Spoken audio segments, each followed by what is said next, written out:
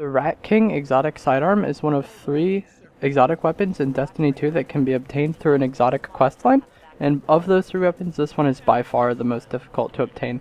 First, you'll have to complete the story and the remaining Blue Crown missions on Titan. I believe there's 2 or 3 missions associated with this exotic questline. It's not too many, it's very easy to get through, and that's the easiest step, and it will obtain you the quest for this weapon. After that, you need to complete 2 patrols in a fire team where someone else in the fire team also has the Rat King quest. So 2 patrols where someone else also has the quest. It's very simple. The hardest part is really just linking up with someone who also has the quest. Next, you'll have to complete 2 public events where someone in your fire team also has the Rat King quest. Once again, this part's pretty easy. It just depends on having a friend who also has the quest line. And then finally, you'll have to complete 2 PvP matches where someone in your fire team also has the Rat King quest. Those are steps 1 through 3, and those are by far the easiest parts of this quest. Now we have one remaining step, which makes the quest very hard, and that is to complete the Nightfall with 5 minutes remaining. And if you haven't played the Nightfall in Destiny 2, basically you're timed on it. You have like 10 minutes, and then you get time for killing each enemy, but in like some cases it's not worth killing them, obviously, because if it takes like 3 seconds to kill someone and you only get 2 back, that wasn't worth it.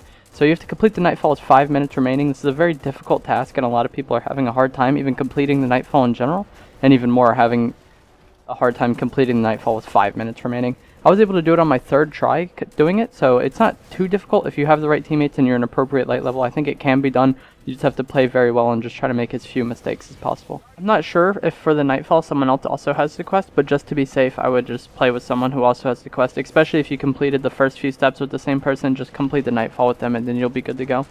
This is very difficult if, like I said, you're on a timer, and then also the burn changes. It's not like it's just stuck arc burn. The burn changes through like every 30 seconds or so, from like arc to solar to void. I believe that's the order it goes in.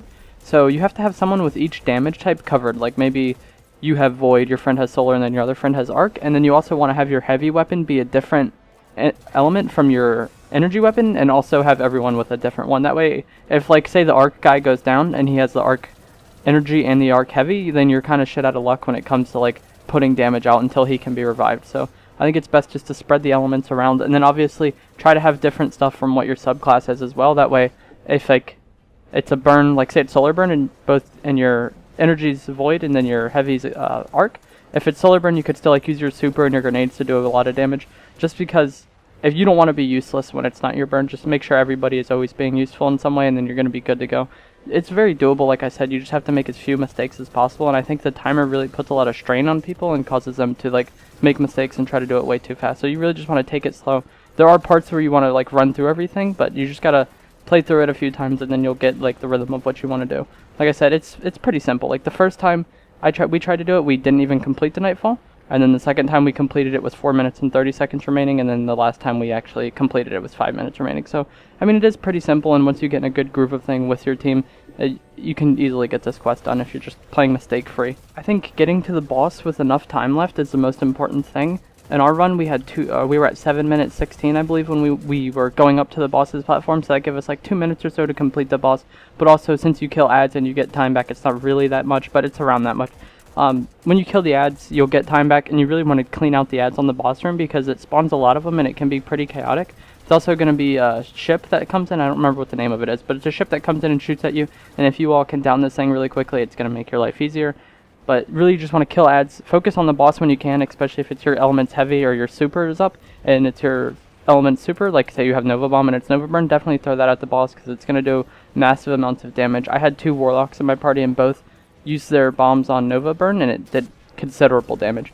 Also, your heavy weapon on its current burn, like at the end of this, I downed the boss extremely fast with my arc rockets because it was arc burn. I think the biggest thing with this fight is just knowing the encounter, know that when the boss goes up in the tower, you're going to have to go across the map and grab the ball and then go to the opposite side to put the ball in to bring him back down. That's very important that you know what that is. You don't want to waste time like wondering what to do next, and then obviously you want to clear out ads so it's not chaotic.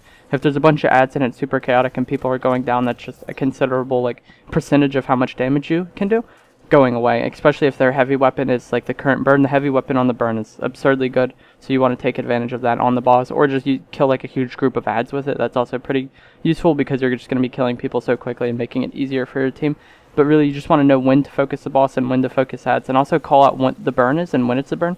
Since it only comes up for a few seconds saying what the burn is, it's kind of important just to say it in case everyone wasn't able to see it at that time. Just say, hey, it's arc burn, so everyone knows, and then the arc guy can shoot. or the arc heavy guy can shoot, or maybe if someone's super arc, they can use it then. It's just really taking advantage of the burn at the right instance and not like going down, because if you go down, it's a third of your damage out, and especially if it's the burn for your heavy, like that's a huge portion of your potential damage going away. Once you've completed with the Nightfall with 5 minutes remaining, you will have the Rat King. It just gives it to you. There's no turn-in or anything, and that's basically it. That's how you get it. This step seems very difficult, but once you have a good team and you're like, you warm up to it, it's probably going to take you a few tries, but once you get in the groove of things, it's probably going to be pretty easy. I didn't think it was, it seemed much harder than it was going to be, actually. Like, I did it in 3 tries, and the second try was actually very close, and that was our first time doing the Nightfall, so I was pretty happy with how we were able to get it done in only 3 tries, but you really it just comes down to learning your teammates and learning what you all need to improve on. If you do fail, try to take something from it, and then improve upon yourself for the next attempt. But now onto the weapon itself. It's an exotic sidearm with a 15 round mag and 300 rounds per minute. It's semi-auto, so that's just how fast like it caps out at, but I don't think you're really going to have any problems shooting it that fast because it has quite a bit of recoil already, so you're probably not going to want to shoot it that fast, but if you do just really want to tap fire it, I think 300 RPM is a good fire rate. And then of its different like other stats like impact, stability, handling, all of that is very balanced, like nothing's really lacking. I guess the range is kind of lacking, but everything else is kind of above 50%, so it's a pretty decent and well-balanced weapon. And its exotic perks are nearby Rat Kings increase strength, so if you're playing with people who also have this weapon out, it'll increase the strength of the weapon for everybody, and it stacks up to 6 times. You do have to be pretty close, but it's not like absurdly close. You don't have to be on top of each other. It's basically like shotgun range. If y'all are next to each other using the Rat King, you're going to get a damage buff, and like I said, it stacks up to 6 times. I think this has the potential to be very good, especially in the raid. If in the raid there's a point where you have to like defend something, or all 6 guardians have to be like super close to each other to defend something, I think the Rat King is probably going to shine a lot in that situation because you're going to be getting this damage buff up to 6, especially if someone has it, like everyone has it. It's probably going to be very powerful. I didn't notice the buff when I was playing with one other person, but like I said, it stacks up to 6 and that was only 1 buff, so hopefully when it gets up to 6 it gets much better. And then maybe if you stack that 6x buff, like of everybody using it with the Warlock's Empowering Rift, which increases your bullet damage, you're probably going to hit like damage numbers that are absurd for a sidearm that can shoot this fast and has this high of a magazine capacity. Its other perk is that if you get a kill and then reload, you get invisible for a brief period of time. This is also a very good perk, and it's very like versatile. You can use it in both PvE and PvP, and there's a lot of different situations you can use it. Like in PvE, if it's like a super chaotic situation and you're about to go down, you could just kill like a weak person and then reload, and then you're invisible, and you could probably have enough time to get to cover or get somewhere to where you'll be safe, and then maybe someone dies. You could kill a mob and then reload, and then you'll be invisible, and then you can go revive him while you're invisible, and that's extremely helpful, especially in something like a Nightfall where it could be kind of hard to revive someone if they make a mistake and get too aggressive. But if you have the Rat King, you can just go invisible and revive them and get it done very easily, and you both will be safe while you're reviving him. And then also in PvP, I was using it a lot just to make like strange plays. Like I would get invisible and then push out or get behind someone, and they really wouldn't know what was going on until it was too late. So overall, this weapon is very good in both PvE and PvP. If you're using it in PvP, I would suggest pairing it with something like a scout rifle, a pulse rifle, or an auto rifle, something that could be good at like medium to long range, because the Rat King is really only good in close range because the recoil isn't that great, and I don't know, I just really have issues using it at range. I feel like it doesn't have that much aim assist, which makes it harder to use that range. So pair it with something that has more range, use it up close, and then when you are going to use this weapon, I just put my sights on their chest and shoot it as fast as I can. I don't worry about hitting headshots, but you'll generally hit headshots from the recoil.